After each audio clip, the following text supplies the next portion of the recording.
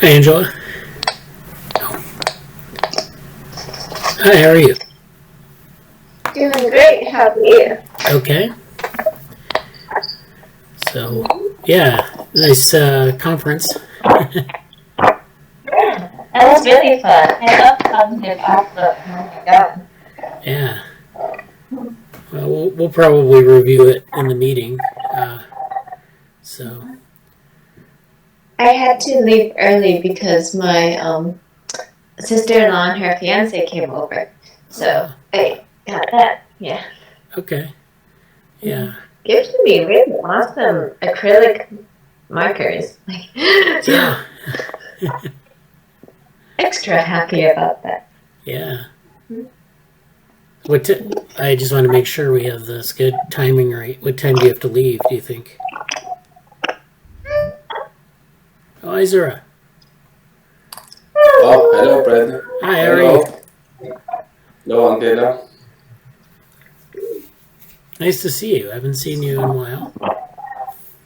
Yeah, I was a little bit busy, and now, and I really wanted to join previous meetings, but for some reasons I couldn't. But now I'm happy to join as well. Oh, good. Yeah, well, welcome. Yeah, well. Thanks, Bradley. And Jesse's here. Hi, I'm here for only a little bit today. But Okay. Yeah. Well, I wanted to. So yeah, welcome to the meeting. We'll probably, whoever needs to leave, they can leave, and I'll just go through the meeting, and it'll be on YouTube for later consumption. This week we had a conference. We had the Cognitive Offloading conference. So Angela and I were there. Angela really enjoyed it, and we'll probably go through some of it. Maybe we'll do that first, and then she can give us some impressions of it, and then we'll go through the Slack review, and then we have some other things to talk about. So, any questions before we start, or?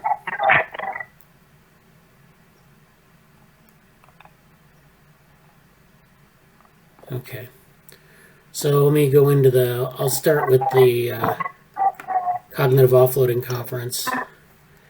And so that is this. Actually, let me go to this here. So this was the website for it. It was a meeting. It was hosted by University College London.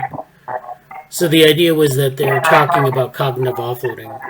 And this is where you are doing some task and you're moving things or you're relying on your environment to give you information about the task rather than what's in your brain. And so there are a number of different strategies to this. And the conference, they talk about a lot of it. They had the program. This is the program here. So they had a number of talks from different groups. The main thing seemed to be like Evan Risco and who's the other person here? Well, we'll get into that review, but there was a certain point of view of people at the meeting. More or less, it was the experimental psychology point of view, and we had. I'll go through the review in a bit, and so there were a lot of good talks on different topics, and then we had our session here at 20:30 London time, which was posters and pre-recorded talks on GatherTown. So our talk was in a section in GatherTown. People would come in, view the video, and ask questions. And thank you, Angela, for being in the space for the first 30 minutes when I couldn't be there. And we had a conversation about, different things in the space. And it was a pretty good time.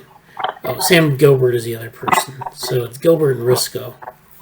And that was those were the organizers, and they had. So here are the pre-recorded talks. So we had. And this authorship is incorrect. Jesse should be on this too, but he's on the slides. But these are some of the talks. There was something on augmented reality.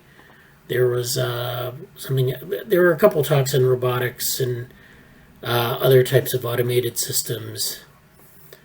So yeah, that was the conference. It was a nice little conference, and this is if you enrolled, you should be able to get access to the pre-recorded talks. So yeah, I wanted to ask Angela. Oh. Yeah. Oh, yeah. So I wanted to ask you if you were. Oh, someone is sharing their screen. I didn't know if that was. Okay. I didn't know, Angela, if you wanted to give your impressions of it, of the conference. Oh, yeah. I really, really enjoyed it as someone who is familiar with lifelogging and used to literally nobody I encountered knowing the term. Then suddenly at a cognitive offloading conference, I meet a few lifeloggers, and many people have already heard of it because, hey, what do you know? Cognitive offloading basically is very similar. I thought it was an extremely, and like I had as much fun there. So I rarely go to virtual conferences. I was essentially like basically forced to due to the pandemic, but otherwise I prefer in real life activities and conferences, right? I love conferences. But this one was as fun. Like the only way this conference could have been better, in my opinion, is if it were like a real life conference. I had I learned a lot. The people were very friendly and really knew their shit, for a lack of a better way of phrasing it. um, yeah, the Gather Town little like conference room was also quite cute. I felt some imposter syndrome basically when I was doing a pre-recorded talks. I was really scared of like answering questions. I did actually answer them, and they were satisfied with my answer. And Bradley was like, "Yeah," so I feel like better at that, you know. But it was still kind of scary as my first like real talk on the subject, having to do stuff. Yeah, well, it's good to get exposure to that, and the best way to learn how to present things is to just do it a couple times, and you'll pick up a rhythm, and you'll know how to do it. Yeah. Yeah, so good, and I know that you were active in the chat during the workshop conference, so that was good. Yeah. A little too active. I feel like I took up a lot of speaking space. Well, I mean, that's good. We didn't get to put together and I mentioned this to Angela, we didn't get to put together a shared document, which I should have done, but I didn't. That's okay, though. I don't know if the talks will be on YouTube. They might be. That's what a lot of times what they'll do with these. Yeah. Because they were recording the sessions, so if they're on YouTube, I'll send that out on Slack and let people know if they want to watch some of these. So I'm going to go back to sharing my screen. I'll just say quickly, that's great. I'm really glad everybody could do that, and congratulations, Angela, for. I know you've done presentation stuff before, but like kind of being. I think it's the first time you've done it directly with like our lab, so that's cool that you could do that. And it's funny. He said this is based in UCL, right? In Yeah, London? yeah.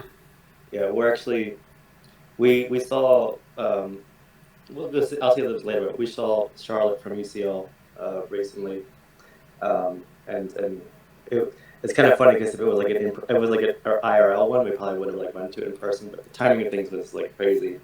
But it's great. It's nice to have like a European connection and doing things there, and I'm glad that you both seem to have a good time. And Avery feels the same way. They're not able to talk right now, but they're here, and they wish to send their good wishes about that. Yeah, thanks. And hope you are doing well there in England. I saw, and I'll get to this in the Slack review, but I saw you have a T-shirt. Oh T-shirt. Yes, I got like the most easy, cheapest, most basic T-shirt possible, but there's photographic evidence of the lab being represented in London, so yeah. I saw that. Great. All right, let's see. I'm going to share my screen again. I want to go over some of the things really quickly about the conference. So, so this is, well, let's see. So there's a review paper. I think this is it. So this is Evan Risco and Sam Gilbert. And these were the people who organized the conference. I think Evan Risco is at Waterloo in Canada, and Sam Gilbert is at UCL. And so they did this paper review on cognitive offloading in 2016. So this was in Trends in Cognitive Science. And so they talk about, they give a definition of cognitive offloading. And this is what they were kind of working with at most of the people at the conference. We approached it from the Andy Clark perspective, which is, of course, Andy Clark is a philosopher, but also a cognitive scientist. So he has a bit different take on it. But nevertheless, I think it's interesting, actually, from the trajectory standpoint, that we have different definitions of the, and I think they introduced a third definition of cognitive offloading in one of the talks, but this is kind of interesting. So let's go over this a little bit, this abstract. So if you've ever tilted your head to perceive a rotated image, or programmed a smartphone to remind you of an upcoming appointment, you've engaged in cognitive offloading. And then they define it as the use of physical action to alter the information processing requirements of a task so as to reduce cognitive demand. So this is where you take a physical action, you alter the information processing, so this is active, and then you're reducing cognitive demand. And it requires, of course, you to be cognizant of what you're doing. It also requires a physical action. So it's usually in the environment. So it's like taking notes or putting something in the world. I have to say, I didn't hear the word, aside from in our talk, I didn't hear the word affordance really mentioned once, which is interesting. But I don't know what, that's just maybe the language that they're using. I think we need to address that in the cognition trajectories talk. No, I'm kind of joking about that, but yeah. Yeah, no, I think that's just an interesting observation, but I think that's, like when people have these they come at the same topic from different kind of perspectives, how do they, what are they including in it? Are they including maybe they kind of were talking about affordances, but they weren't talking about it quite in that way. There was one talk on human factors approaches to offloading, and they kind of mentioned affordances, but they didn't really get into affordances. It wasn't really mentioned, but they talked about some of the people like Don Norman, who's a human factors person who does, he talks about affordances a lot. Well, they were talking about Don Norman, but they didn't really mention affordances, so it's interesting.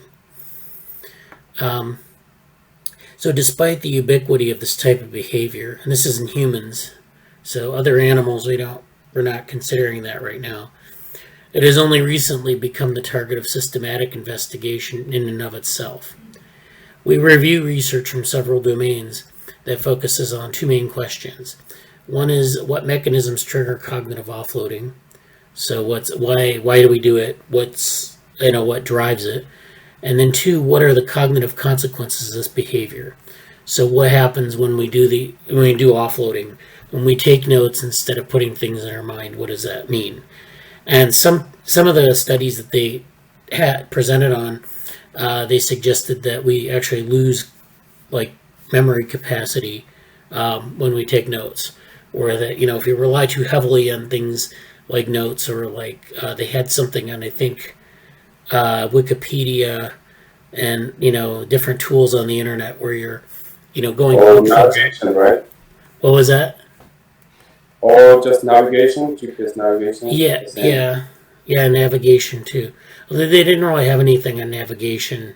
No talks really focused on that. Ours did actually a little bit, but it wasn't like a. I thought there would be more on that, but there wasn't. And so the idea would be if you rely on these things too much, you lose your ability to remember where you are, or without the aid, what do you do? Well, Actually, spatial navigation is a good example. If you were to drive around with a GPS all the time, you know how to get places, but if you lose your GPS or you lose contact, then you can't drive anywhere. So, like, they've done these London taxi driver studies where they've looked at people in London who drive taxis for a living, and they have these just exquisite cognitive maps of the city, and they know how to get anywhere in the city, and they know all this from memory. They don't have any really. I mean, they might use landmarks, but that's they can just do it just for memory, and so that's one of the skills that you cultivate as doing something like that for years and years, as opposed to if you were just driving an Uber and you had a GPS, and eventually you might learn good routes to places, but it would rely on that technological system. Yeah. And their hippocampus is even larger in size. Yeah. Yeah. Okay. So then we offer a novel metacognitive framework that integrates results from diverse domains and suggests avenues for future research. So, in the trends journals, they have this box with trends in it. And so they have, I guess these are supposed to be, sort of summaries of their findings, and they're supposed to qualify as trends. So this is something, of course, that with the Trajectories workshop, this is something that's useful. So the first is physical action is sometimes used to reduce the cognitive demands of a task. This is known as cognitive offloading. That's the definition. Secondly, recent studies have begun to investigate the processes that trigger cognitive offloading and the cognitive consequences of this behavior. We talked about that. 3 is propensity to offload cognition is influenced by the internal cognitive demands that would otherwise be necessary. So this is the idea of, where you have this, this is a behavior you're choosing, you offload things in the environment, and then, this kind of influences the cognitive demands internally. So it is also, and this suggests a trade-off, and they did talk about trade-offs, cognitive trade-offs. And in our talk, we talked about developmental trade-offs, which are if you're a developing agent or human or other animal, you're going to develop, a certain propensity for offloading onto things in the environment versus growing a bigger brain in other animals. They might evolve a bigger brain to store a lot of information. And so, we're kind of compressing a bunch of trends here. But there is this general trade. There's a cognitive trade-off, and then there's a more general trade-off that allows you to do this, or have these strategies of offloading and not. So for humans, there's a strong propensity to offload, and then within people, there's this cognitive trade-off where they're just behaving in contexts where they're making these decisions to offload things. But in general, humans can do this offloading much more effectively than, say, some other organism that doesn't have doesn't use things in their environment as tools, or they don't use landmarks too much. If it's a mostly stationary species, they don't necessarily use they don't use these markers. Of course, they won't need as big of a brain because they're not doing things like spatial navigation. So those are all kind of fit into this puzzle. Fourth is it is also influenced by metacognitive evaluations of our mental abilities.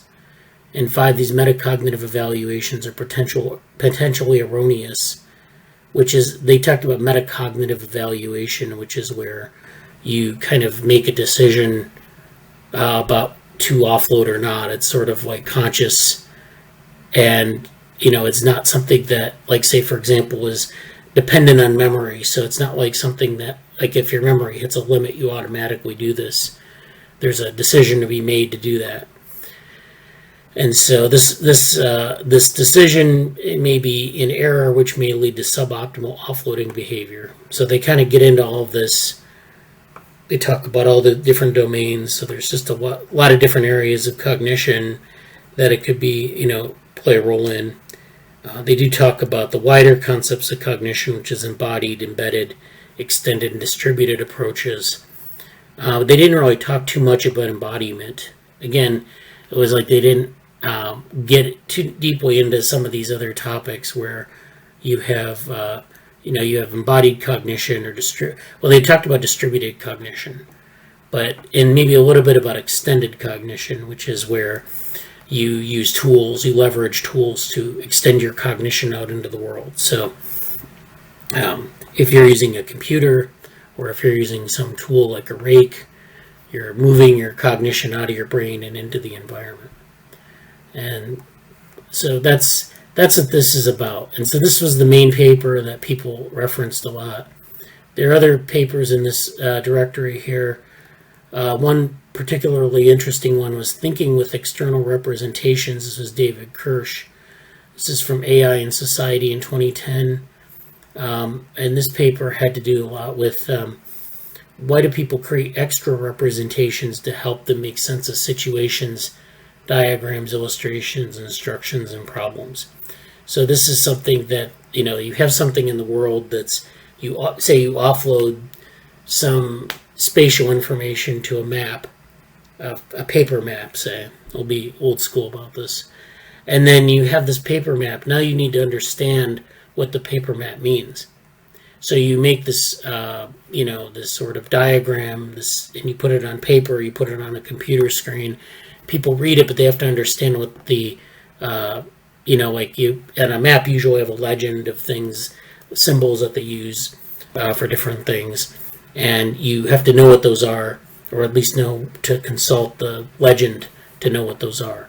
And so there's a extra representation that makes you have to, you have to understand that. But once you have that information out in the world, you can operate on it. And so the obvious explanation, external representation save internal memory, and computation is only part of the story. So offloading is only part of the story. This author discusses 7 ways external representations enhance cognitive power. So then the 7 ways are: they change the cost structure of inference. 2 is they provide a structure that can serve as a shareable object of thought. So you have a common object that people can, come around and know what the meaning is. Like if there's a Buddha statue, everyone knows what that is, in the community. Or if there's some other building, like a government building, everyone knows what that is. And they have the meaning, they know the meaning behind it too. So that's good. 3 is they create persistent reference. So again, it's a referent to something in the environment. 4 is they facilitate representation. So they give you you can hang your representation on it. 5 is they are often a more natural representation of structure than mental representations. So I guess that means that it's persistent in it being like this, maybe a statue or a landmark or some other thing like a certain shape. And mental representations are, can be fluid. They can drift. Not everyone sees the world in the same way, and so forth. Next one is they facilitate the computation of more explicit encoding of information. Next one is they enable the construction of arbitrarily complex structure, and they lower the cost of controlling thought. They help to coordinate thought. So those are the 7, and I thought that was a nice follow-up to some of the ideas that they presented in the workshop, especially like with respect to, a lot of it was like, experimental results, and they're very, they weren't really grounded in a lot of theory, but I think this is a nice, and then this tells you kind of how, like why, if I'm offloading things, why that's beneficial or not. So, and then so I'm going to leave this folder for people to look at. There are a number of different papers in here. There are things on socially distributed remembering and complementary strategies, why we use our hands when we think. The soft constraints hypothesis, which is it's like resource allocation. So I think a lot of this is about trade-offs. Again, but this is in cognitive trade-offs. And then I think that's it. And, let me put the link in the chat, and then, I'll put it in the Slack for people to look at later. Okay. All right, so that's good. And then I have some screenshots in there too, random screenshots. I didn't really get a good set of screenshots from the meeting, but that's okay. So, any comments or questions about that? It looks like it was a great event, and I look forward to kind of reviewing it more when I get the chance. Yeah. Yeah, that's great. So yeah, in terms of following up on it, I don't know. We have the talk, the developmental model, and that's something that if you're interested and you haven't seen it, I can share the slides with you. It's also on the YouTube channel. And then, if there are things that we want to follow up on in terms of ideas, we can do that.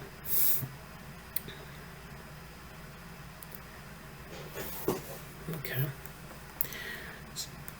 So all right, so Jesse, did you have anything you wanted to talk about? Not really, because I'm gonna have to be deep into transit in a few minutes, so I really don't have time to get anything. All right. The report here is that let's give a very quick summary about what's happened. I did go to Oxford, and that went pretty well. I had something there for. I'll do a Bradly and say for another group I'm working with. I had an event with a essentially a spin-off from Oxford University. But then I also got to tour Oxford. I had an amazing experience. Some of you may know Alexander Ivanov, I believe is how you say his name. He decided to just give me and Avery a tour of Oxford for 3 or 4 hours. And it was amazing. It was really, I don't know if I can be on camera here. Oh, not really. But it was phenomenal. Oxford is so picturesque. It's just it got the Harry Potter vibes as expected. It's got the idyllic, secluded, ancient, British, UK, European city of spires. It was just there. I wish I had more time there, but it was very, very nice. And Alexander was a really interesting person. Apparently, he's looking for some postdocs with some people that we actually, or not postdocs, but some research collaborations with some people we mentioned in the lab, and I won't mention who they are here, but people we brought up in our discussions. So it's cool. Their research is mostly on Alexander's is mostly on hearing, neuroscience and hearing, and he's doing some projects with that on his own as well. But Oxford was amazing. We ended up being able to see Charlotte Guo from UCL and the collaboration we did with the Philosopher's Web Cafe in the past. And we got to see her 2 times, which is very, very, a really wonderful experiences. Charlotte's also an amazing person. We met a couple of her colleagues here and some other people in the area. But yeah, Charlotte's really, I didn't know Charlotte's actually an undergraduate student. I would have never guessed that ever, because she's so put together and very doing so many great things. But yeah, Charlotte actually is doing that at UCL, and a little bit of shop talk, a little bit of other talk. But it was great to see her. It was great to see Alexander. And I met, for those who don't know, I met Alexander through Neuromatch Academy and Neuromatch conference last year. I believe they're doing a TA for deep learning this year. So if you get Alexander for your TA, I'm sure that'll be a great experience. But it's nice to kind of have these ties of hey, it's not just these are all people that we kind of met during the pandemic, you know. But then it's like, hey, they're real people, and it's cool to make these connections to London and Oxford, and I think Alexander may be trying to come to the United States to get some certain positions over here. So, you know, we'll see what's up with that, and hopefully it'll be great to work with them and many other people. We didn't get to see everybody here that I wanted to, but for only a week in London, I think it's been a great week.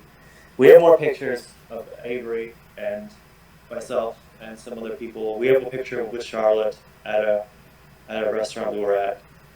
So there'll be more pictures later, but I return tomorrow. I have all my, like, I just did my COVID test. I don't have COVID, yay. So I'm kind of ready to fly. It's kind of nice to be back stateside. And I'm a little concerned about the rise of COVID summer again. But I'm looking forward to being back home. Avery will be here for a few more, mostly to the end of the year. They may come back to London and potentially do some more things if we, you know, if we have more collaboration stuff here again later. But that's the general outlook for the lab. I did wear my T-shirt. I may take it again with me today to be a poser. But we'll see. The overall report is that it's been a really wonderful experience. And yeah, that's any questions I could answer quickly. Well, I think that's great. Yeah, I mean, I guess we'll have to talk more about it later. Maybe you can reflect on it a bit and, you know, give a little short presentation in a lab meeting like in a few weeks. But yeah, I think that's great. A fun little blog post or something somewhere for sure, Okay. with Yeah. pictures or something. Yeah, do it on the Medium. Oh, So, but yeah, I guess. you cut out there a bit. What was the last thing you said? Oh, do it on the Medium on the lab Yeah. Medium. But yeah, that's great that you're able to like get out in Oxford and meet people, and I think it's great. So yeah, and as for Neuromatch, I guess it's rolling right along. I haven't I have my groups that I'm working with this summer, and they seem to be pretty on top of their projects. And but yeah, I'm looking forward to the deep learning one because that's not happened yet. I mean, they didn't have one last year, so it'll be interesting to see how that goes. Yeah, that's it. I look forward to it too, and yeah, congratulations to everybody doing Neuromatch for the second week. I believe the second week's about over, so it's the home stretch. Wonderful community. I've been doing a little bit of collaboration with them for some outreach to like state-of-the-art AI, which is the group that I'm also with. Although not the group I alluded to, but another group that I'm with. There's a lot of really cool stuff coming out, and like Neuromatch is also on the Brain Inspired podcast, which I want to check out maybe on the flight back. But yeah, also, and I don't know, this isn't finalized yet, but I think I'm like the last stage of securing an apartment in Boston, which is always like a marathon or just some major event, but especially in like pandemic summer, especially abroad, and especially kind of before the troves of students return in the fall. So like it's been really intense being my own like hunter while I'm doing everything else, but if all holds well, my move to Boston will be there, and that'll be a whole lot of opportunities to meet and talk to people there too. So that see what happens, but so good so far. But that's my update really. Good. Yeah, thanks for the update. Yeah, I'll probably say goodbye now because we're gonna have to head out. But yeah, great to see everybody. Great to see Zura. Great to see you here. I don't know if you were here when I wasn't here recently, but I'm happy to have you here and hope you continue to do more with you here. And Angela, you know, you're pretty cool. So I'm glad I know there's like a lot of stuff happening in Germany, but I'm glad you're safe from that. Actually, this very small side note: when I was doing my my test, I did my test online. I had to be certified that I did the right way, kind of thing. And the person was from South America. And if you don't know anything about South America right now, the riots and the protesting from their ex-president being like arrested, basically, former Oh, president being arrested. It's a crazy time there, so it's just like, whew, like it's quite a world we live in, but a lot of good things are still happening too, and happy that you all seem to be doing some great things, and I'll pass on the positive vibes from the mom for the time being.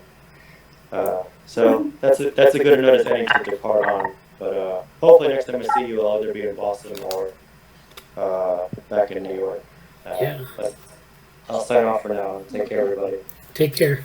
Glad to hear from you, Jesse. Yeah. Bye bye. Bye. So, all right. Well, that was great. Thanks, Jesse, for the update. So I'm going to share my screen and we're going to do the Slack review, which we usually do first, but we'll do it now because I wanted to get in the recap of the conference for Jesse's benefit. We have a number of things in the Slack this week. Not been too active, but we have some things people will be interested in. So if you're in the CGS group channel, there's this nice book I found. Someone was able to share it on cultural evolution and neurocognition. So this is a book called Human Cultures Through the Scientific Lens. These are essays in evolutionary cognitive anthropology. And so a number of different topics they cover in this book. The naturalness of many social institutions. They talk about ritual. They talk about social groups and adapted minds. They talk about economics, folk economic beliefs, detecting mental disorder, and the idea of an integrated social science. So this is, following up on the cultural evolution society stuff that we had earlier this summer.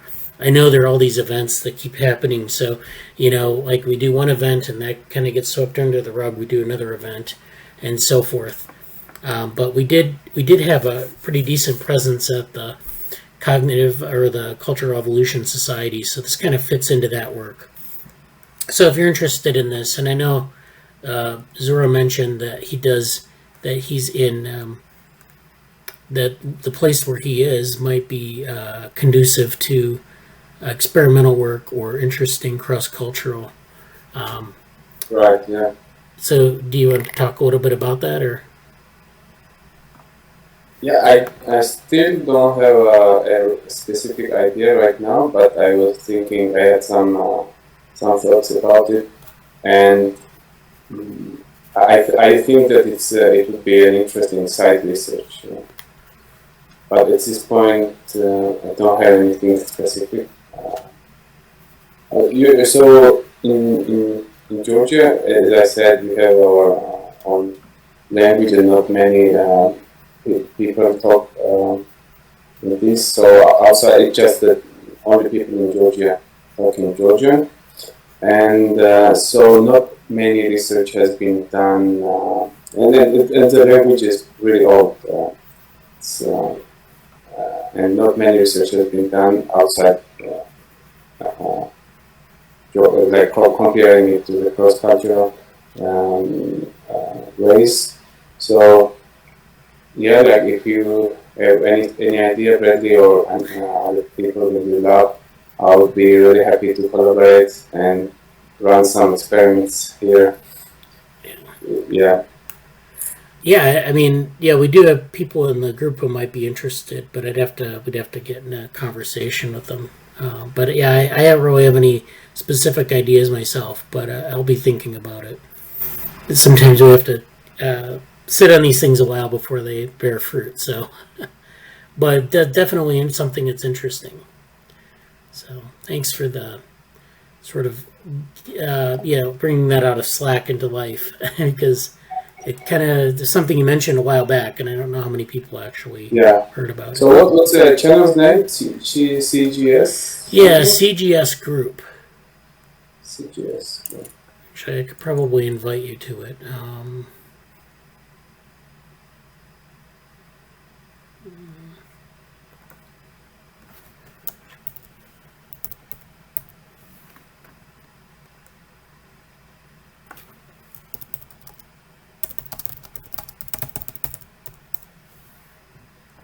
Here we go.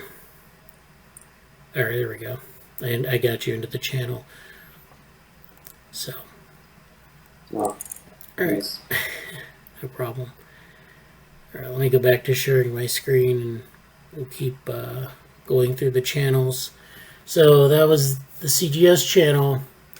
Cognition Futures will be having more on this channel as our event at the end of the month comes closer to reality here. But for now, I think there was something from June 25th. So we'll be updating this channel. We also have the CogSci 2021 discussion group. So this is the channel where we're kind of like using it to set up this event. And again, the event is this, it's affiliated with the CogSci conference. It's about trajectories of cognitive science, or more generally trajectories of different intellectual fields and why they evolved the way they did, and the past and the future of those fields, and sort of a speculative, both documenting what's been happening, but also a more speculative piece. And so we've got a couple people who want to present things, but we're working on it. If you want to be a part of it, I have, you can sign up. I'm going to have to put a link to the sign-up sheet in the Slack, so make sure people have been able to sign up. And it'll be happening, I think, in about a week and a half. So we need to kind of start really it's going to be crunch time from here on out for this event. So I'll put the poster and the link to the sign-up sheet in the Slack after the meeting to make sure people have seen it. Nothing in collaborations. Okay, about developmental AI, no. Okay, that's from the Offloading conference. I think Ethics, Tech, and Society has been pretty quiet lately. We might revisit this when Jesse's back in the U.S. And this is the paper that I presented on the offloading stuff. This is the conference program for the offloading conference, so it's in the events news channel. That's if you're interested. Sometimes I put these things in different channels. It's kind of hard to keep track of them, but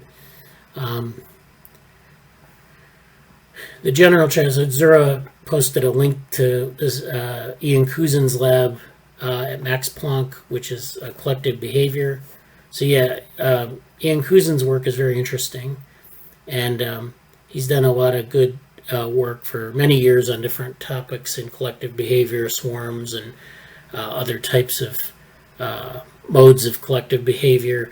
We have an interest in this. We had a couple of people in the past who have been interested in collective behavior. So definitely, if you're interested in collective behavior, we should talk about things we might do in that area. So yeah, I think that's great. And so I don't think there's anything else in that channel. Oh, this is probably from, this isn't from this last week though. This is from, yeah, okay. So that's, then we don't have anything in hackathons. I think probably the next thing is the, Neuromatch channel is kind of, hasn't really been active this year, but I definitely think, especially as we do the deep learning session, maybe we can come back to this channel a bit more. This was from last year. We're very active with respect to Neuromatch. This year, not as much, but that's something that we can do.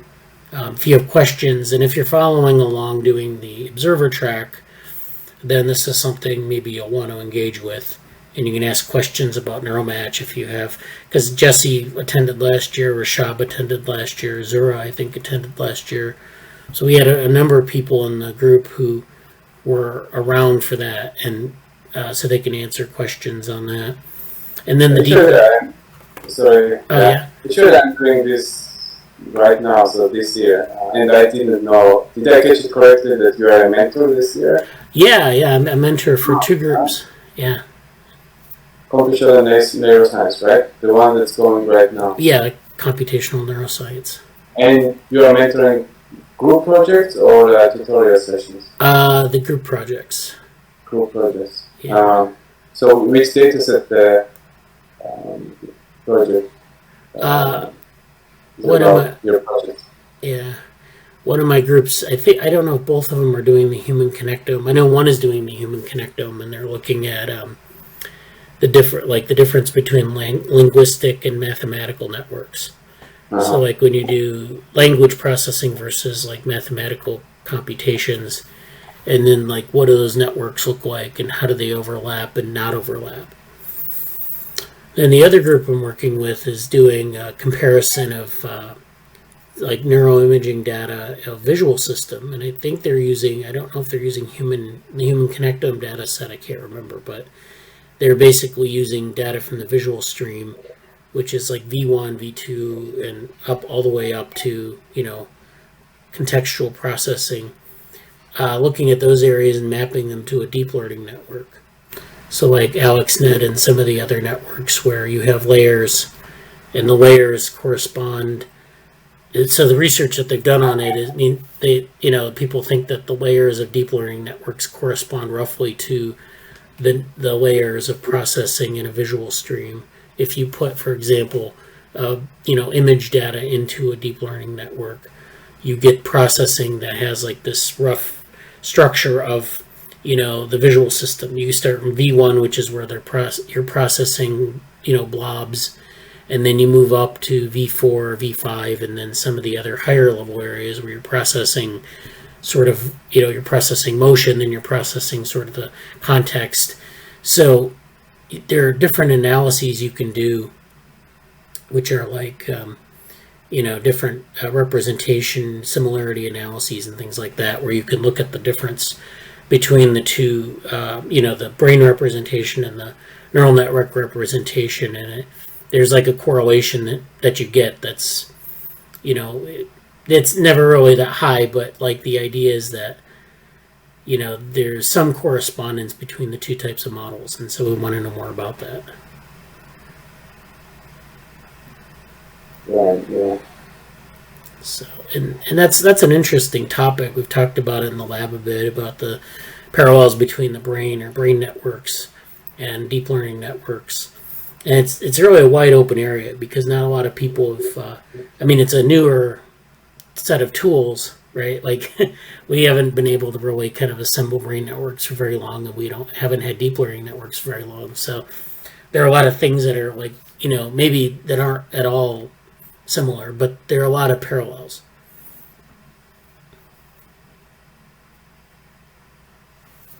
So yeah. Yeah, that's great that you're involved. So you're doing well in the school this year. Yeah, my first time with Neuromatch, and so far I'm really enjoying it. Although if I were an organizer, I would change some things about tutorials. Like right now we are doing it live, but I think the better way is to do it at home and then just have time for discussions, because it takes a bit longer. Also, it has its benefits because when you're doing tutorials with other people, then your brain probably engages in a different way. So, yeah, I think it's a trade-off.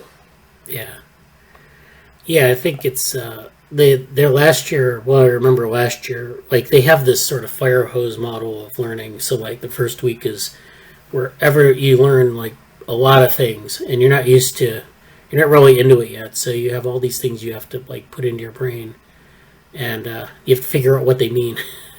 So that's what they mean by fire hose. You just get shot with a bunch of facts, and it's like, how do I make sense of this? And then like the latter weeks make more sense, but it's always hard to, some people don't do well in that sort of environment, and it's so we were going to do a slow pod last year. We never did, but they're thinking of doing like these slow pods where you take the course materials and you kind of unpack them over maybe like 10 weeks instead of 3. And that seems like some people seem to think that's a lot better for them because they get to get into the materials a little bit more deeply. So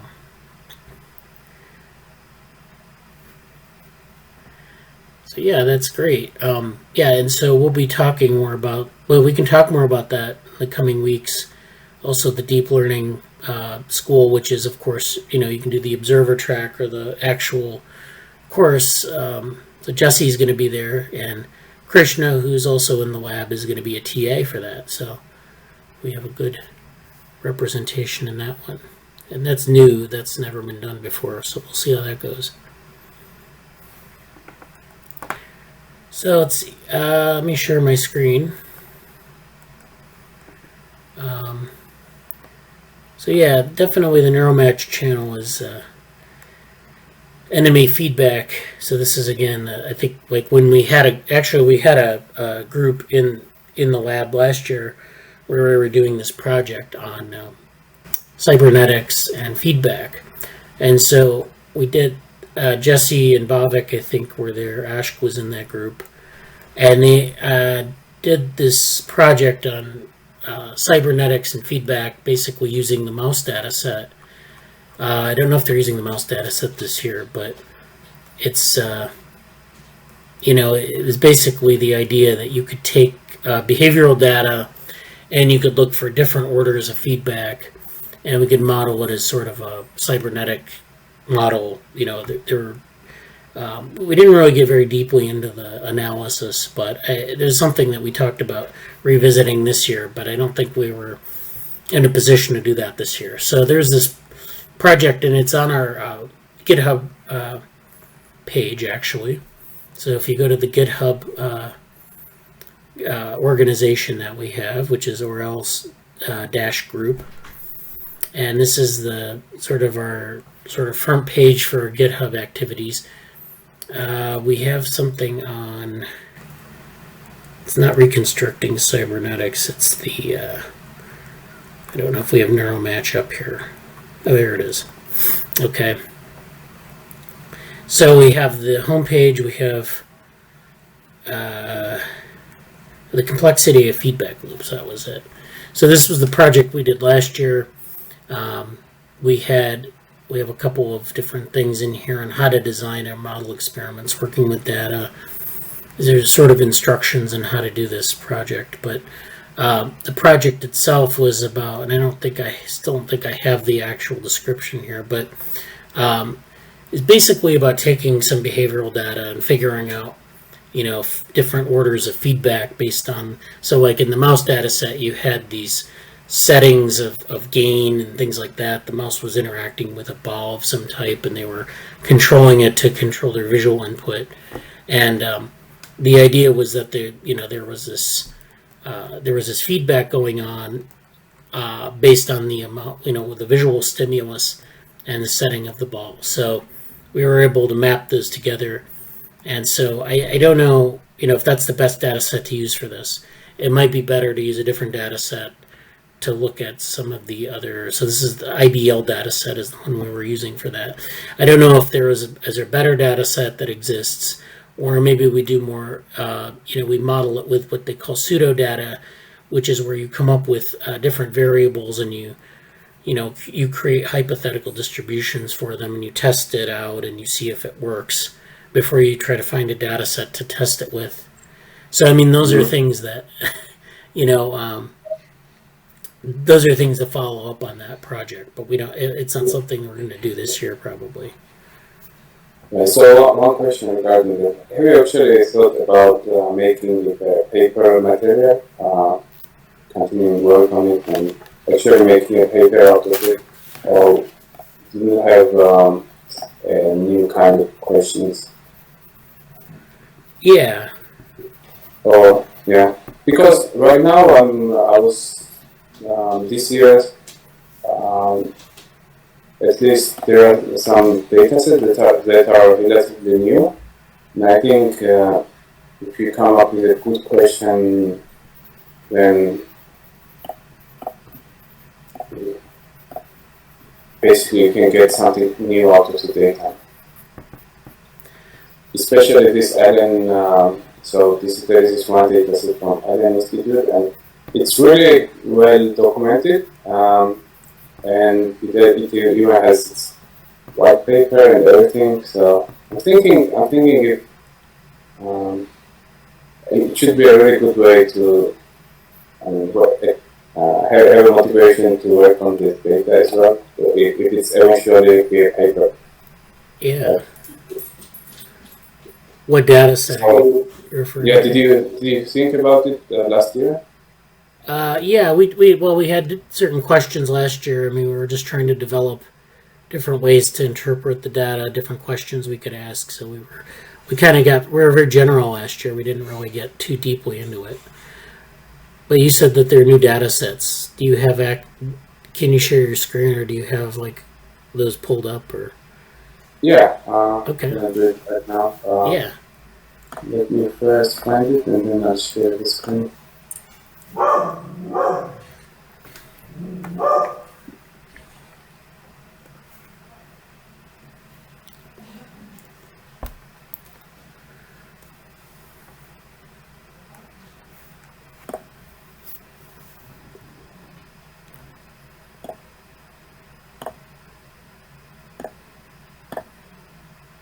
Yeah, so basically there are different kinds of data sets. There are fMRI neurons, ECOG, and behavior.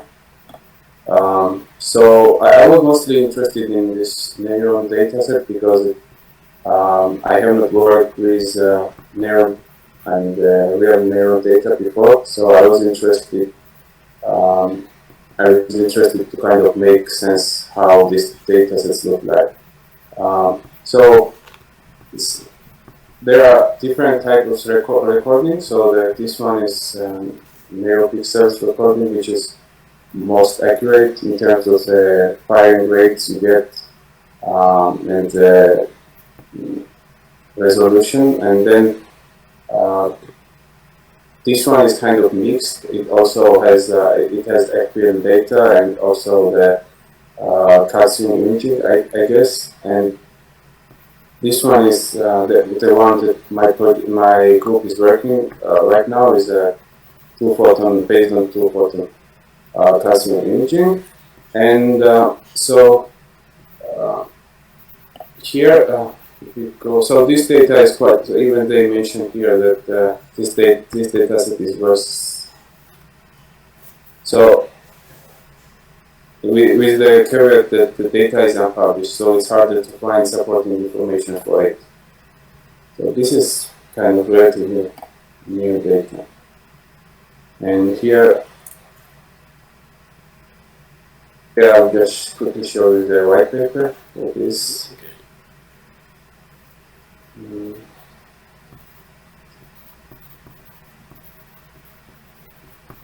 So they have really well described document for how they set up the experiment. Basically, there is a mouse that is engaged in licking behavior. So they present the images in some order, and sometimes they change the image. So the task for the mouse is to guess when the change occurs, and if it leaks, then it gets some water from just water droplet. And sometimes they also introduce arbitrary omission of the image in 5% of cases. And then you have these different layers of data from basically some areas of visual cortex. And you have two different areas of population of NeuroSim, inhibitory and excitatory.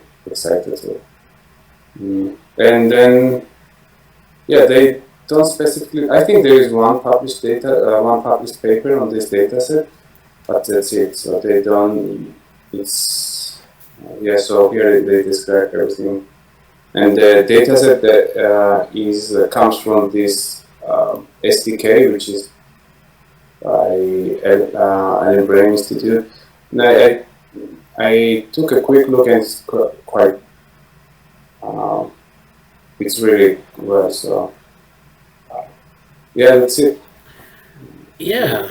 Yeah, I don't think they had this one last year, but this looks like a good data set. I think. Yeah. Yeah. So you also have the eye running speed, eye tracking, like dilation of pupil, and like other behavior uh, signals as well. So I think here, like, if right kind of questions gets asked, then some kind of new insight might be gotten. So Yeah, I think that's great, and I think that's there's so much data out there now, and it's really a matter of people putting out the data sets to like make it interpretable like this. So but a lot, like the Allen Institute, and there are a lot of other groups that are creating a lot of big data sets that are useful for you can if you ask the right questions you can go in if you can understand the data. That's the other thing. Then you can do a lot of good stuff with it. But last year's data set, we were kind of struggling to figure out how to get it all together and what everything meant. And I mean not like what the label yeah, category meant, but like, and sometimes that was a little odd, but like what it means, like when you have this distribution of data, like what is it? yeah, So yeah, I think that's wonderful. We'll have to look into this a little bit more. And it doesn't matter if it doesn't have to be during Neuromatch, but like if people more generally are interested in using the data, Neuromatch has a bunch of data sets available, and they've created notebooks, collab notebooks for you to manipulate the data, just to get it out and get it in an analyzable form. So that's great. Well, that's good. Hopefully you're successful in your project.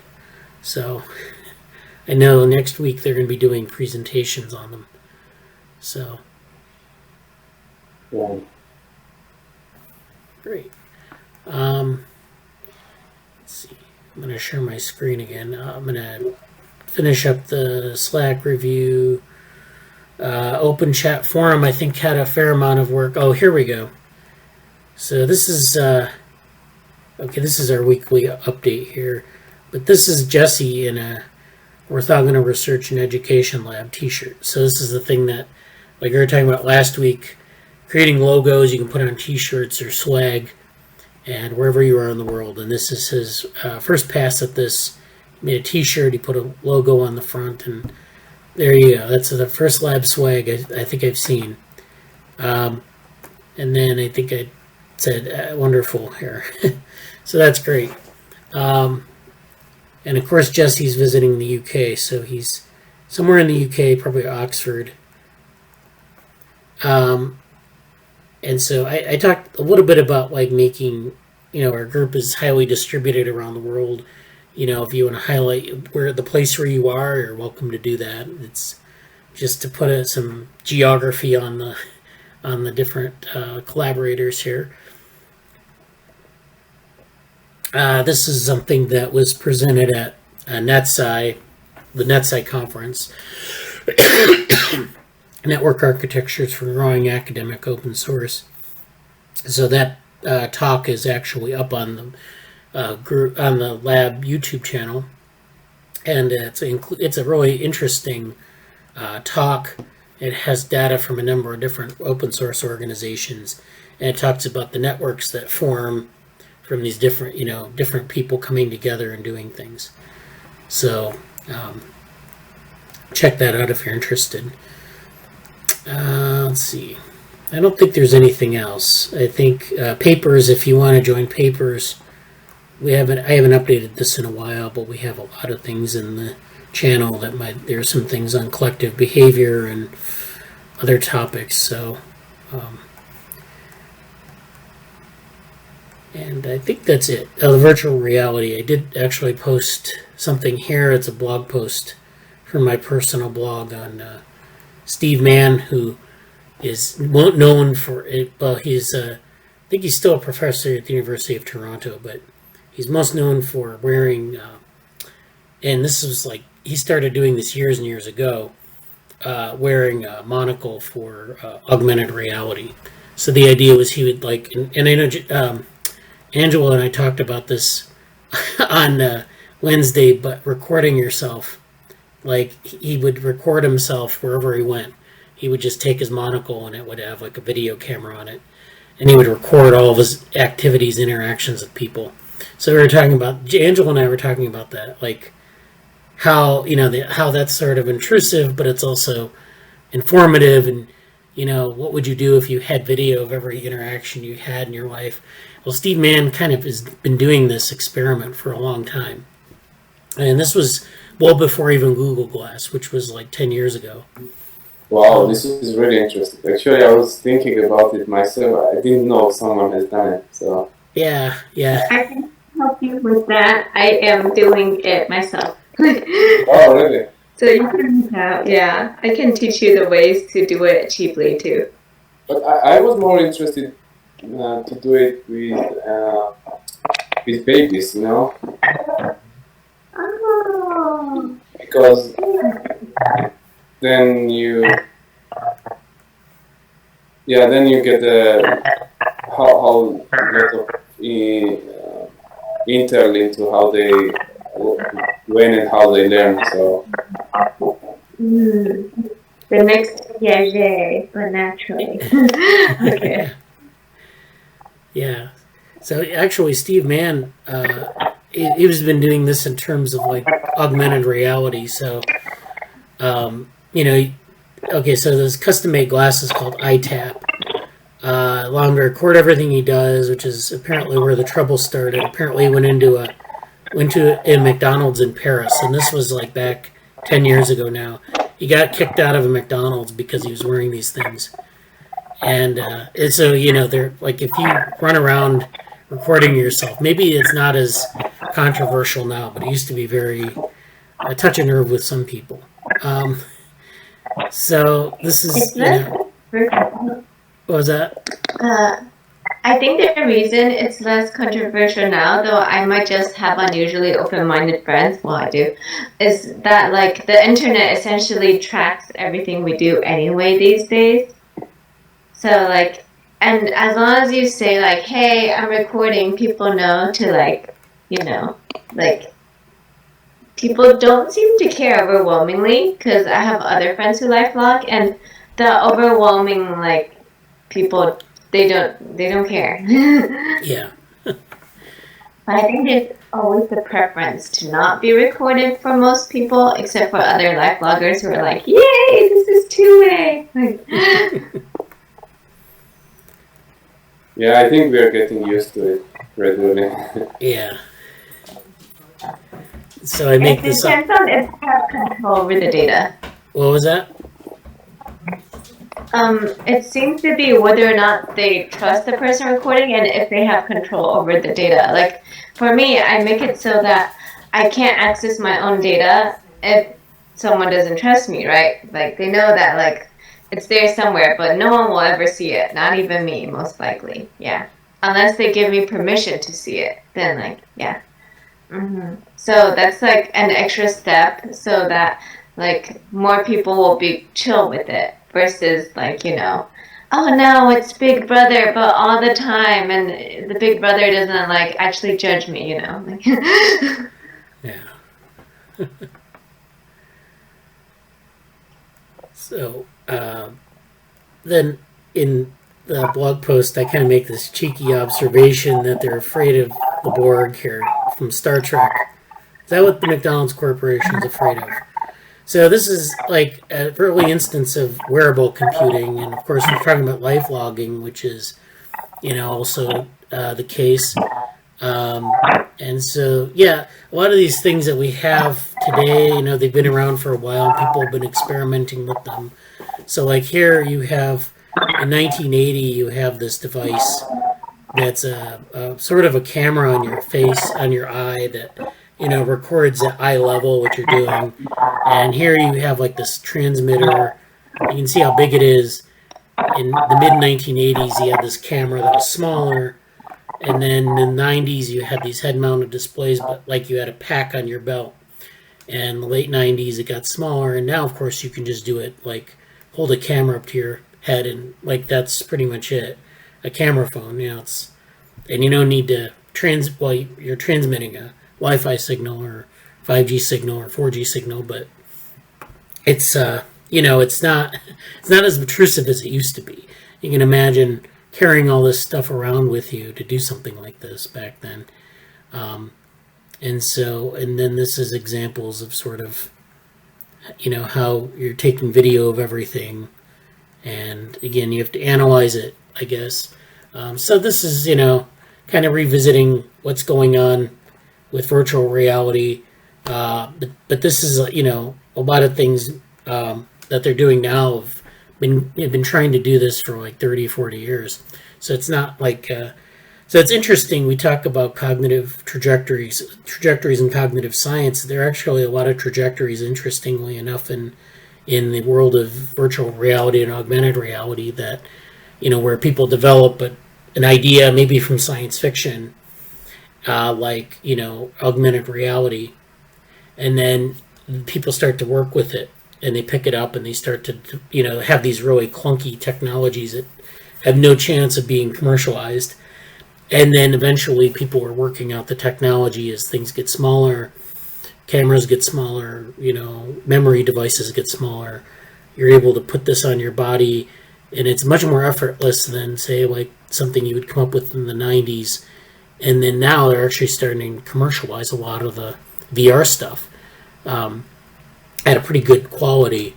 And so this is an interesting, like, sort of trajectory of development. A little bit different than CogSci, because CogSci is more academic. This is sort of academic, but it's sort of like artifact-based, where you have like these artifacts that people develop, and then they start to work with them, and they're able to explore the world with them. So like, people are able to do experiments in virtual reality now, like psychology experiments, but like, 40 years ago, people were still interested in those questions, and just couldn't do them with the artifacts that were being built. So, I think that's an interesting area. Something else I was going to say about that, I can't remember now.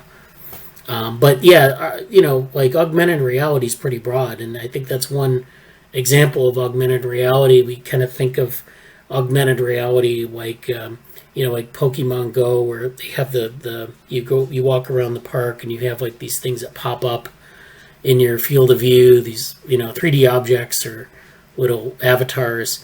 But there's a lot to do there. There's a lot of opportunity to explore, augmented reality, virtual reality. So we've been trying to move in that direction a little bit more. Jesse's interested quite a bit in that topic. So, I don't know, we'll be moving into that area in more detail in the near future, but I'm trying to set that up with these kind of discussions. So I think that's great. Angela, your life logging is really kind of augmented reality. Basically, Yeah. I have one of my advisors for I Regret It is actually working on augmented reality glasses, like lightweight kinds, so similar to what Steve Mann does. I should ask if like life logging could be done with that, because there's so much that can be done with the new technology we have these days, and people don't realize it yet, right? Like, we don't really think in terms of what technology we have. We think of what in terms of we're used to, but like the world could look very, very different. Norms could look so different. Yeah, so a lot of the VR stuff that's coming out now is like, really good, high resolution, but really the thing that's going to drive it is like the applications. So like someone's got to come up with a killer app or something that's really, good. Like even with like applications like psychology and neuroscience, you're going to have this equipment that you can buy and assemble. You have to really come up with the best stimulus you can. So a lot of people are doing experiments. I mean, we used to do experiments when I was in grad school with, just shapes in disembodied space, and you test, people can manipulate them. And then, later on, I also did some experiments with some, motion controllers and you would use video games that already existed to sort of, build upon that. And, there are opportunities now, I think, to build like, really good whole cloth, high quality, new types of stimuli, like, maybe like environments where you manipulate certain aspects of the environment, like the size cues or like the motion cues or things like that, or, integrating like haptic or movement, when you're moving your body and you have this, you're translating it into the virtual world. What happens when you can actually change the gain on those things. So like, when we move through the world, it's pretty effortless, and we don't think about like the types of forces we're using to push objects. But you can modify those forces in virtual reality. You can put a certain amount of effort in, and the effect in the environment can be different to different degrees. So you can do things like that and see like what the feedback is to your brain, when you see those things happening in the virtual world. There are a number of different illusions that people have identified, like there's the rubber hand illusion you'll find in the literature, but also there's the sort of where you're pulling a string, or you're throwing a ball, or you're pushing on a surface of a ball or something, and you think it's a certain type of material, but of course you're modifying the force feedback that you're getting from that pushing on that material, and so your brain's telling you how much to push on it from your prior experience. But if you modify that in different ways, you can actually you really kind of mess with your sense of perception, and there's a lot to explore there in terms of what what happens in your brain when you're interacting with things that you don't generally encounter in everyday life. This would be better with visuals to show, but but maybe I'll do that in some future meetings. Yeah, I kind of get what you mean. It's interesting. So you think it will be interesting for research purposes, or just to create an app that to capitalize on it, or both? Well, I think for research purposes now. I think I don't know what the world of apps has. Like, there may be apps where people do this. I don't know. I think at this point that would be something that would be most useful in research. Although there might be a game where you do this and people find it immensely entertaining. So that might be something too, like a lot of the, like pressing a button to like shoot at birds, or like move things in the environment, and it's like sort of addictive, on your phone. You do this, and you don't know that, but there's like a perceptual, like we can actually learn about people's perceptual world from that too. Yeah. So I was thinking, like, what if so eventually, if you have enough kind of simulation power and devices, like tectonic devices, couldn't you make like a somewhat good simulation of probably how animals live? Like, can you be a dog in a virtual reality and experience the world as a dog experience? It would be really interesting, right? Yeah. Or other animal, like. I mean, I think that people have actually. There may be apps where people have done this sort of, not like high resolution, but like see the world. I think actually I've seen this where you can see the world through the eyes of a dog. Like the dog has, dichromatic vision, so they don't have like the full color spectrum, and then you would see the world like that, in the sort of dog color scheme. But yeah, I think but it's interesting because you learn, so much from that, and you kind of, it does help you in terms of your experience and thinking about, like, yeah. Yeah. I'm actually really interested in the dog's headspace because, like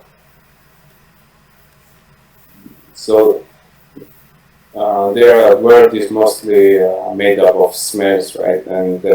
And these olfactory senses are directly connected to limbic systems, right? And then you kind of probably have this really nice, I don't know, very interesting headspace of smell based words. So yeah, and even the bear has like 50 times better sense of smell than uh, hound dogs. So bear would be probably more interesting. Yeah. Even like many animals, like animals that echolocate, yeah, so definitely many animals. I would be really interested to get into the most of animals' heads. Yeah. Yeah, that would be great. Be interesting to find, like, and then like magnitudes too. Like people have a not a very good sense of what magnitudes are. Um, like if something is 10 times more, 50 times more, that's like a way for people to understand what that is. Like if you had it in a way that was like you improved some you made up a sensory capability, gave them something with the technology, and then you said, let's increase it by tenfold or 50-fold. And there's psychophysics experiments where you can like determine like how sensitive you are to magnitude, but like this would be like kind of introducing people to it, kind of training people in terms of just magnitude estimation, and then maybe it improves their magnitude estimation. I don't really know what would, but see, that's the kind of thing you could actually enable. And we are probably a bit at estimating it, right? Yeah, yeah.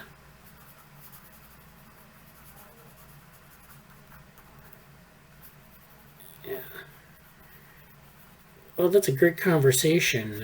We'll have to follow up on this in the coming weeks. And like I said, I plan to do a little bit more, have some more VR stuff that we can maybe dig into, some topics. But I don't have anything today on that. I don't think. I'll have to look in the papers and see. But yeah. So why don't I move on to I wanted to talk a little bit about the Cognitive Futures event. I kind of mentioned it before in the Slack review. We have a poster here. So this is the Trajectories and Cognitive Science event. This is going to happen on the 28th of July. We're kind of it's the timing. We didn't pick the timing, but it's sort of North America. Its best time is North America. Second best time is Europe. It's like late in the evening. And India, unfortunately, it's going to be like in the middle of the night. And then like East Asia, like Japan and other places, it's going to be really late. It's going to be in the middle of the night. But we'll try to record everything and have it available on YouTube, and so people can interact with the content. If you can't make the meeting, if you want to join, our location is here. We're going to be in Jitsi at Meet Jitsi Trajectories. You can register here at this link, Tiny CC Trajectories, which leads you to a Google form. And I think we have about 11 or 12 people signed up. So if people are interested in signing up, let's see. There we go. All right.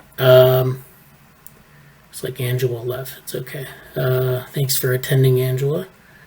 So this is the poster here. We're going to make this public in the next week or two. I'm going to start advertising it on Twitter and other places. We'll try to get more people in. But again, it'll be online. Then I have this big idea I'm trying to do. I was working on it last night. I'm going to present this. I'm going to finish this up and present it during the session. I'll probably pre-record it, but it's this idea of what we call the adjacent possible. So scientific process proceeds one funeral at a time. This was attributed to Max Planck, and he's now dead, so his funeral happened and there was scientific progress. But the idea is that, it happens very slowly, that you have people who have ideas, they're set ideas, so the establishment dies off and those people die off. And so, on the one hand, progress in science can be very slow, but on the other hand, you do have this thing called the adjacent possible, and this is attributed to Stu Kaufman, and the quote is, if such a tiny fraction of the potential diversity of proteins of length 100 have ever felt the sun's warmth, then there's plenty of room for human explorers to roam. And it's basically that you have these large combinatorial systems that you can explore just by moving around them, and in a certain number of movements, you explore a large amount of the space potentially. That there's this huge combinatorial space, and that moving around gives you a number of possibilities to encounter things. And so this is the possibility space, using like little boxes to show like how this works. You start in this square. You have 3 possible moves that you can make. You move to this next square, which is up here, and then that gives you access to 4 different possibilities.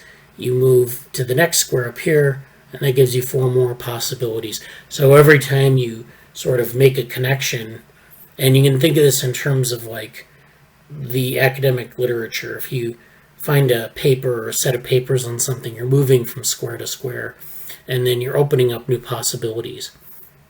And so there, this doesn't happen at random. There's this sort of probability that you'll go in one direction or another. And I'm making it in squares. It's not necessarily clear what these squares mean, but this leads you to this sort of combinatorial creativity, but it gives you this history of moves, so we can actually look at the trajectory across the space and say that this is, so like for example here we have, first of all you have to consider propagation speed, so how fast does exploring these adjacent ideas work. So if you're constrained by people's funerals, maybe you don't explore these areas very quickly. They happen over human generations, but sometimes it's very quick. If there's no institutional inertia, you can just explore the space as fast as possible. And there are other things that play into it. But then you have these parallel trajectories. So how many different ways is it possible to explore this space? Maybe there are some groups, research groups, that will go in one direction rather than another. And so you end up at different places. And so this gives you an idea. And again, this isn't specific to cognitive science, but it's like if you have these ideas and you're exploring the literature, say, in a co-citation network, that co-citation network can be explored in a number of different ways, and you end up in radically different places potentially in a small number of leaps. And so those things, and I'm going to try to update this talk to reflect some of these more specific connections to the literature, but that's a big idea. So that's one of the things we're going to do. We're going to have some conversation about things. Some other people are going to present on things. So definitely try to check that out. Yeah, I like this holistic stance that this lab has. Probably the name also Offload comes from, is related to the concept that you just described, right? Taking a direction. Is that correct? Yeah.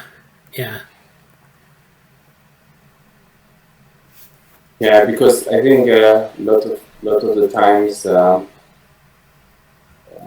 research goes in one direction and then it gets stuck there. But if there is a balance between the breadth and the depth, then it's much better, right? So you don't lose the track of big idea. It's you correctly put it in this previous slides. Yeah, it's definitely there's a need to I think understand how people explore, especially in AI where people are trying to go in different directions and tackle big problems and of course people are revisiting things from the past, so it's always that's another challenge is are you reinventing the wheel or are you exploring some new space?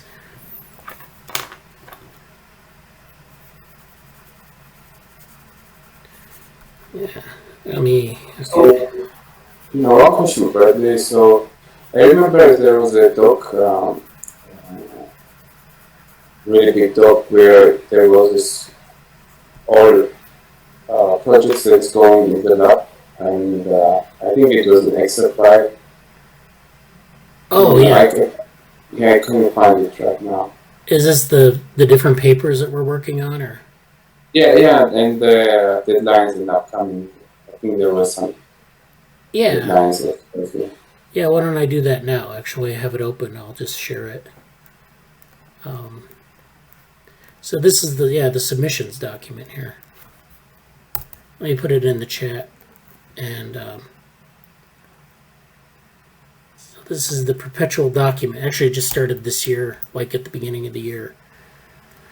So this is our submissions document.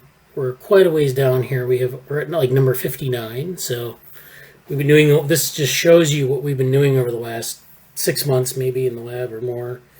And we have all these things that we've submitted successfully, done talks on, or papers. Some things have been rejected, and those are in red. And maybe we need to revisit some of those. The Gibsonian information, for example, is something that was rejected from CogSci. Wasn't really there. The acceptance rate is fairly low, so we're actually repackaging that for a different venue. Right now, we have it submitted to the International Society for the Study of Information, but this will require some work to sort of improve the paper. We also have this EI workshop follow-up. So we have the Artificial Life special issue, which is coming up at the end of the summer, and this Embodied Intelligence ebook, which I got an email about this week, and they were telling us how we should think about this chapter. And I did look back and I saw that I did propose that we do something on the metabrain models, which is something Jesse and I were presenting on earlier at a different workshop. So I think this is something that, these are things we need to follow up on. I don't have them marked down here in terms of like I kind of did this with the submissions. I put like check marks where they were submitted. And then this column is like the due dates and the follow-up. So I need to update a lot of these details here. I think this one is, let me make a note here on the metabrain models. So this is, but then, we can add in things to this like, that are maybe more tailored towards what was presented in the workshop.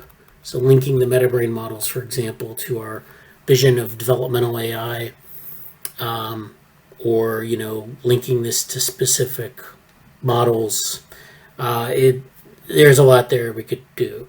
Then this continual embodied learning paper. Actually, let me change this here. This is where I should have updated it. The continual embodied learning paper. Of course, there's a draft of it that's out, and that's on the archive. But we also we're going to improve upon this paper. This was rejected from Artificial Life Conference, again, because, it's highly selective. The journal special issue, we'll have a little bit more room to make improvements. So those are things that are going on. Then we have these things like, so the developmental model of offloading, it's actually intelligence offloading. That was successfully done this week. So we don't have to work. Well, we can follow up on, if we want to do a short paper on that, that's okay. And this is where people can get opportunities to do stuff. So, right now with developmental model of intelligence offloading, that was myself, Jesse, and Angela. And, if you're interested in collaborating on that, if you propose, well, we should do a paper on that, then, we can do that and we can follow up on it. And so we move the idea forward rather than the paper or the talk or whatever. This one here, this is just me, and this is something I need to work on here, actually pretty quickly. But it's a shorter flash talk, so it's not that big of a deal. Then we have these things like the NeurIPS volunteer applications. So NeurIPS is coming up And I recommend, if people are interested in submitting something for NeurOps, which is in December usually, but the deadlines are much sooner, I recommend you look for workshops that we can submit to. And maybe some of these things we can submit workshop papers to. But, there are also opportunities to volunteer. So that's something to keep in mind now because the deadlines are coming up. And then, of course, Neuromatch Academy, which is happening now. So I'm going to put, I don't know what color to make this. I don't remember what our legend is, but I'll just make it this color here. So that's good. So that's for Neuromatch. And then, I don't know if we're going to do any tie-ins this year. I definitely wanted to do something, but I don't know what exactly. Well, maybe in the coming weeks we'll do some more sort of tie-ins to it. And by tie-ins, I mean like talks and other things that maybe augment people's experience in the as they're thinking about Neuromatch and some of the topics. So yeah, if Zura, if you're interested, look through this document. If you have questions, if something looks intriguing to you and a question about it, let me know. It's not the best, it's not the most highly organized thing in the world, but it's definitely something you could maybe find something to work on. Or yeah. So yeah. Okay, so that's the submissions. Now I'm going to get into the papers. It gives a little bit more time to get into some of the papers and other things here. Where are we? All right. Okay, here we go. So going back out of that subfolder of the papers, a bunch of things here to talk about. We'll start with this evolution and learning thing. So this is something that, if Jesse were here, we could have this is something that very much a Jesse-oriented thing, but found some things this week, sort of revisiting this idea of the connection between evolution and learning. So let me see. We start here with this paper by Jeff Hinton and Steve Nolan, and of course Jeff Hinton is one of the pioneers of deep learning, but this was before his deep learning years, well before. And so what are they doing before that? Well, they're talking about learning, and they're talking about, I think Jeff Hinton's always been interested in sort of the outlines of learning. And so back in this era, 1987, your neural networks were largely cognitive models, and they were doing good work with this in AI, but it wasn't really, it was sort of the impetus for the AI winter, which would come soon after this. And so people were doing things with parallel distributed processing and things like that. So people have been interested in this sort of networked model of learning. And at this point in time, this was pretty, nebulous. So keep that in mind when I read the abstract. The abstract says the assumption that acquired characteristics are not inherited is often taken to imply that the adaptations that an organism learns during its lifetime cannot guide the course of evolution. And so this is an interesting point because evolution is a genetic, there's a genetic evolution, there's a certain set of mechanisms there. There's also cultural evolution, which we've talked about, which has a different set of mechanisms. And then there's this connection between learning within the lifespan and sometimes even learning between lifespans. And then evolution, which is this multi-lifespan thing. So this is an interesting point. And to set this up, they're talking about something that's pretty obscure, maybe to a lot of people, something called Baldwinian evolution. And if you're pretty deep into the A-life literature, artificial life literature, they've talked about Baldwinian evolution. And Baldwinian evolution is this thing where your experience during your lifespan contributes to evolution, and people talk about it in terms of perceptual evolution and things like that, but that's what they're getting at here, just so we know, we're putting a sort of a context to this. Okay, so this statement now that he made about acquired characteristics as them being not inherited, implying that adaptations that organism learns during its lifetime cannot guide the course of evolution, this inference is incorrect. Learning alters the shape of the search space in which evolution operates, and thereby provides good evolutionary paths towards sets of co-adapted alleles.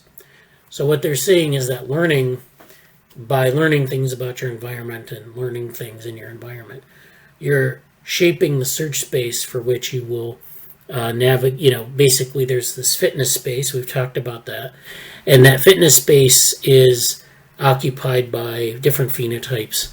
And the idea is you want to become go up to high fitness phenotypes rather than low fitness phenotypes. And learning enables you to become a higher fitness phenotype. If you're successful at learning, say, where the food is, then you can find the food and you're more fit than an organism that can't find the food. And so you pass on your alleles and you're able to have your genotype represented in future generations. So that's actually something interesting, because we don't really think about that a lot in terms of thinking about evolution, but that's absolutely, we have to think about fitness, and there are debates about fitness and how fitness is sort of conferred upon organisms, but this is an interesting point. We demonstrate that this effect allows learning organisms to evolve much faster than their non-learning equivalents, even though the characteristics acquired by the phenotype are not communicated to the genotype. So in other words, it's not that the learning influences the genotype and its proliferation, it's that learning shapes the fitness space. And then if you learn something, you have a higher fitness. And so, instead of saying you have a trait that allows you to be fit, like say, for example, the more conventional traits are like flower color maybe, or if you have fur versus not fur. If you're in a cold climate, fur is more has a higher fitness than not fur. Those are the kinds of things. Learning then is sort of this meta sort of feature of fitness that allows you to gain fitness just by being able to learn. So there's this idea that plasticity is another more general trait where, if you're more plastic, it may confer fitness. If you're less plastic, it may also confer fitness depending on your environment. So there are genes for plasticity, and those are actually something that is related to this, that kind of supports this idea, but as we'll see, it's kind of controversial. So they talk about this. And so this is the idea of Baldwinian evolution, actually. And so they talk about Baldwinian evolution, and it's an old idea from like the 19th century. And there's this Baldwin effect where learning influences fitness or influences evolution. And so Waddington proposed a similar type of interaction between developmental processes and evolution and called it canalization or genetic assimilation. So this is Conrad Waddington, and in my other group we talk about him non-infrequently. We talk about these these epigenetic landscapes, which are very much like fitness landscapes, and this canalization process is where you get this developmental process that repeats because it gives you a high fitness. It allows you to develop successfully and survive in your environment, and those paths are canalized or they're channeled into the landscape, meaning that if you're like this embryo that's trying to develop, you're more likely to sort of follow those channels that are already cut through. And this is a metaphor, so I don't want to say that like it's making this conscious decision, but there's this path of least resistance developmentally that emerges from things like this. So this is this idea of canalization.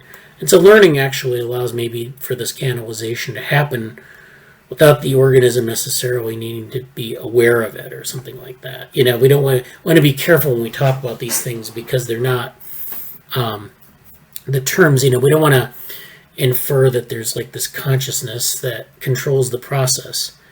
So this is also stands in contrast to Lamarckian evolution, where Lamarck, who predated Darwin, thought that the way that, say, giraffes evolved from organisms that had a shorter neck. The way giraffes evolved is that they saw food up at higher, they saw food way up at the top of the trees, and so their necks grew as they wanted to learn. There is this idea that there's this within life adaptation that sort of it sounds kind of like it could be Darwinian, but it's actually the reverse because the way Lamarck stated the problem. So that's something that's been discredited, and that's not what Baldwinian evolution is. Baldwinian evolution is a bit different. This just argues that there's this learning process that happens. You learn about your environment and it affects your fitness. There's no effect of willing yourself to have a longer neck because there are resources up at the top of the thing. If you can learn, say, for example, to climb the tree, if you already have the ability to climb the tree and get things out of the tree to eat, then that's actually the kind of learning that would contribute to this. So as it turns out, this is actually pretty controversial. No, this isn't the right one. Gary Marcus, someone, and this isn't really the same argument, but someone stated evolution is just a learning algorithm. And Gary Marcus says, come now, equating evolution and learning weakens the notion of learning immeasurably. One might as well just use the term learning to refer to all change over time, regardless of mechanism, and count rock formations as the product of learning too. So yeah, when you talk about learning and evolution, there are a lot of different timescales and a lot of different mechanisms at play. There's also this thing on misleading models, how learning can guide evolution. So this is a blog post on this. It was quite critical of this notion of evolution, and so they kind of in this Hinton and Nolan paper, they make a bunch of assumptions about how evolution is accelerated, that part of it. And so they were talking about how evolution can be increased with learning. But this is, of course, they make a set of assumptions. And so this person here, Artem, he runs this blog, Theory, Evolution, and Games Group. This is a really good blog for a lot of... He gets pretty deeply into some of these topics in computational evolution, and there's some machine learning. But so this kind of goes into the sort of critique of this paper. That this paper was apparently the first to show the Baldwin effect in action, but it's actually quite controversial, especially showing those speed ups in learning or in evolution. So he's arguing that their learning algorithm peaks in just 20 generations, but really it has to be a lot. It has to be a lot longer than that, and they may be hitting on some sort of artifact. And so that's what he's saying there. And so it gets really deeply into some of the details of fitness landscapes and other types of models that are similar. And of course, these are all similar to gradient descent models, but they're very different in a lot of ways. So that's that. I don't know if I have the, I thought I had this in here, but maybe not. I thought I had our timeline for learning, and I wanted to recap that, but I don't know if I brought that in. Oh, actually, I may have, because, I wanted to go through this, and I didn't do this during the sort of the recap of the cognitive offloading workshop, and maybe we'll talk about this next week, but I'm going to go back to the developmental AI roadmap, which we've talked about in previous meetings. These are all of our submissions that are sort of in this roadmap that we've made conference presentations to or on the archive. So these are all sort of, the only one that we don't have right now is Gibsonian information, and I haven't made a preprint of that, so that'll be out soon. But then we have all these different things floating around here, and we have the continual embodied learning paper. We have that comes from developmental Brainberg vehicles. It also references Gibsonian information a bit. We have the model of offloading. We have metabrain models. We have allostasis machines. So we have all these pieces in place, and I just wanted to review this because I thought it was interesting from the standpoint of where we are. Another thing I wanted to bring up was this timeline and just what I was talking about with learning and evolution. I wanted to revisit this because I think this is an interesting timeline. And this timeline puts everything into perspective from the earliest cognition that we have and what we generally think of as like cognitive capacity. So like short-term memory, like recognition, visual recognition, attention. Those operate at very short time scales. And so very short. And then, of course, they operate in sequence. So you can have sequences of, say, attentional shifts, or you can have sequences of short-term memory, or you can have sequences of different things during spatial navigation. Those are all sort of in this shorter time scale, maybe a little bit longer time scale. So the question is like when you have these things that happen in cognition, they happen quickly, they get put together into these sort of sequences of behaviors, and then you have these sort of longer term behaviors. So you have like these bouts of interaction, like say a short coffee break, which is like 15 minutes long. And that's at a much longer scale than neuronal activity and then, of course, cognitive activity. And so what happens in your brain over 15 minutes? If you're doing some activity in a coffee break, you might drink coffee, talk to people, engage in linguistic processing, shift your attention around the room. You might, think about some things internally. So there's a lot of cognition going on in that period. And all these are kind of based on these building blocks that happen early and fast, but they all kind of get put together into this behavior. Then you have short-term memory consolidation, which is about 2 hours long, which means that you take things from that experience and you keep them in short-term memory, and some of those get consolidated into longer-term memories. And it takes about 2 hours, and in that period, of course, information gets filtered. Long-term memory consolidation, then there are things that get consolidated into longer-term memory you're going to remember for years. Maybe you had a memorable conversation during a coffee break, then that happens at a longer time scale. And then finally, historical events, which are way out here, and this is on a log scale, so this is 10 to the 12th seconds. This is 31 years. This is, like a really long time scale, and you'll probably remember things differently than you'll remember them even in long-term memory, because now you start to pass things on to different generations. And so I just wanted to bring this timeline back, because I think when you think about learning and evolution, you really want to think about this time scale. It's not just uniform that you learn things and then that contributes to fitness. There are also things that you're sort of assembling during your life and passing on to next generation, or some organisms don't do that, but they have like this capacity for remembering and behaving, and so there are consequences to that over different time scales. So just to bring that back into view, I'm going to talk about the rest of this slideshow later, maybe next week, but I did want to cover a few more papers before we go. So there's this one paper from Manuel Baltieri, and we've talked about this topic before about Bayesian perspective on classical control.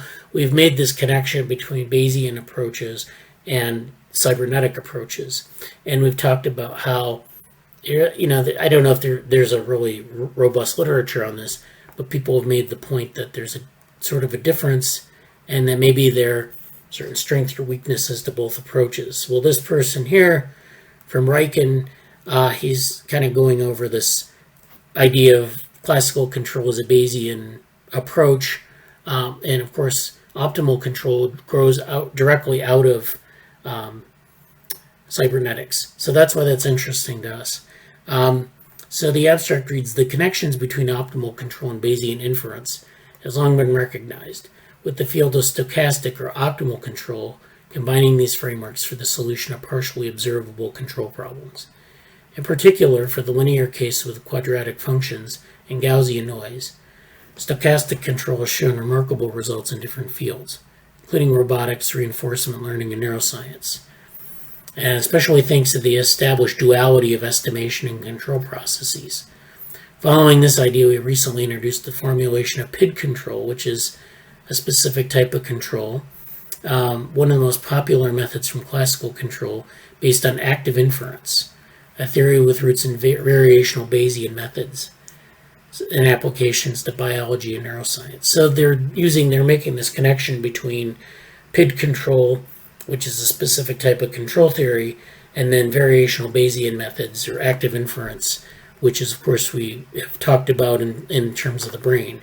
So they're making this connection. So it's not like they're sort of interpreting control theory or thus cybernetics as this sort of Bayesian process, and they're making this connection between the two.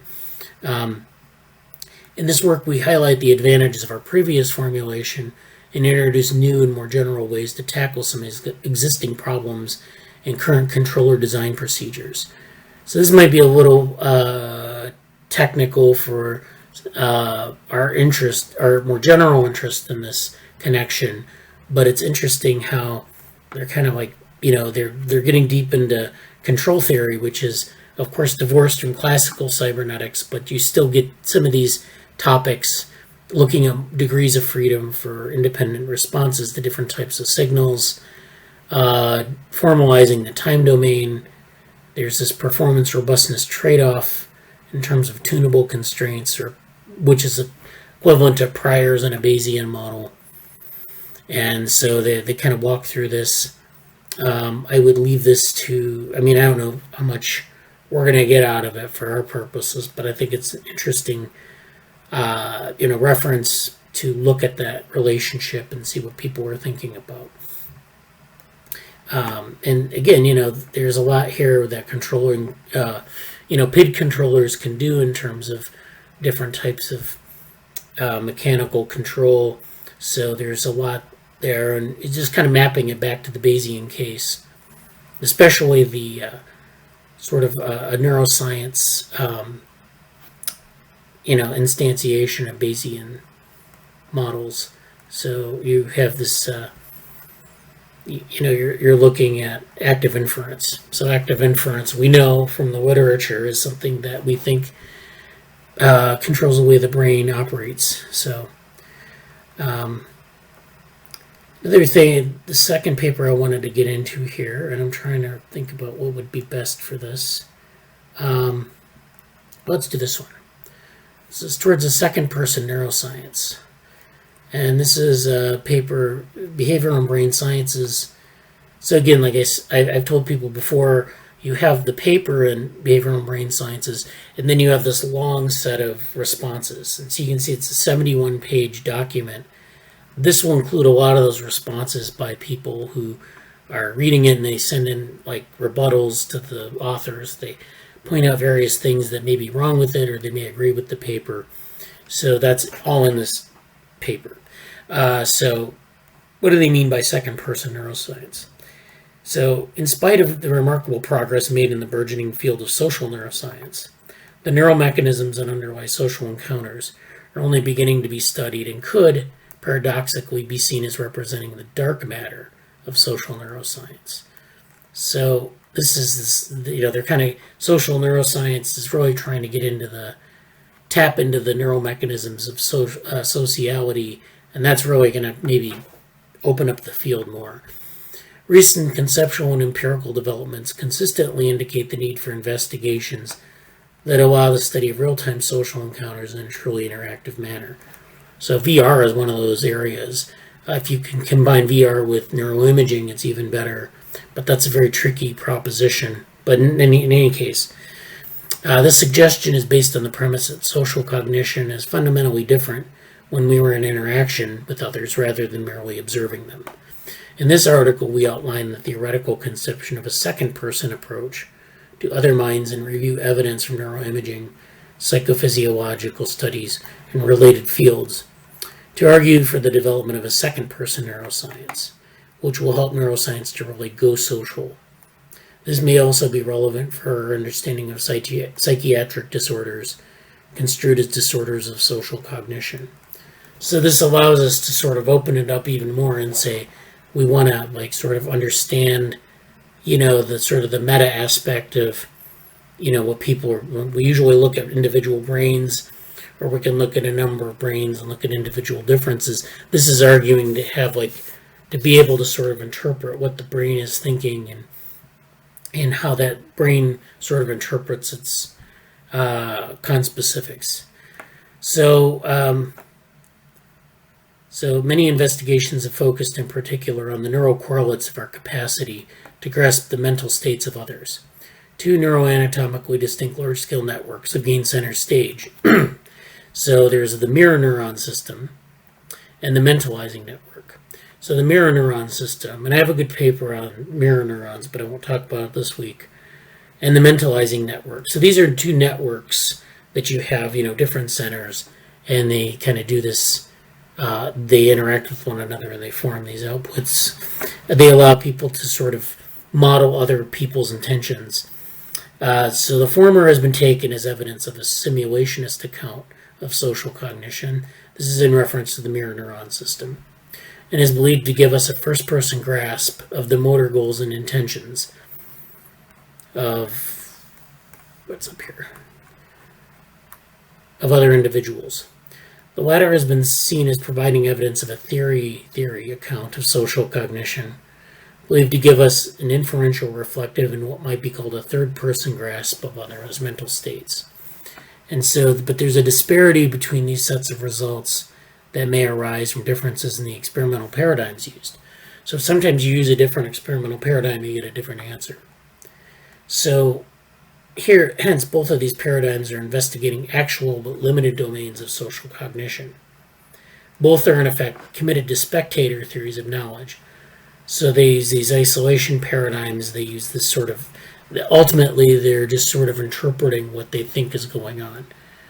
The idea is that you need to have, consequently, it has remained unclear whether and how activity in the large-scale neural networks described above is modulated by the degree to which a person does or does not feel actively involved in an ongoing interaction, and whether the networks might subserve complementary or mutually exclusive roles in this case. So they've now found a really good solution to this, and hence this is why they're proposing this sort of second-person engagement. And so there's a spectator theory of other minds. They kind of go through the history of it. And then there's a second-person engagement, which is where they offer an alternative. Okay, so this is interesting here. Embodied cognition replaces the spectator view by a concept of perception as an active process executed by an organism situated in the environment, wherein subjects are not isolated but embedded in and coupled with the perceived world. Such coupling brings to the fore new properties, what Gibson calls affordances, which depend on the organism's specific potential and actual interaction with the environment. In this way, cognition is essentially construed as an activity carried out by an embodied and embedded agent. So this is this idea of a second-person neuroscience. It really draws from embodied cognition and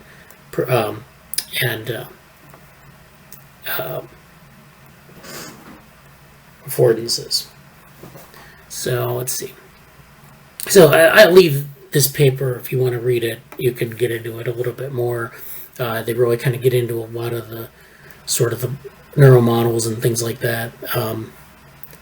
But in any case, I think that's a good paper to review if you're interested in those topics. So I think that's it for today. Anything you want to mention before we go, Zura? Oh, you're muted. Yeah. Okay.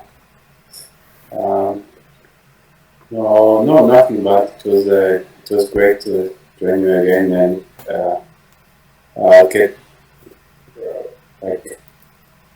catch up a bit what Zura was doing, because it's been a while since my last meeting. Yeah. Hopefully, I'll take a look and find something that's in my interest, or maybe I will share something that you might also be interested. So I really hope we can collaborate on something. Yeah, that'd be great. Soon. Yeah. Yeah. If you want to present something, let me know. You can bring it to the meeting and we can do it. Okay. Great. Yeah, great. Thanks, brother. Thank you. Have a good week. You too. Bye. Bye.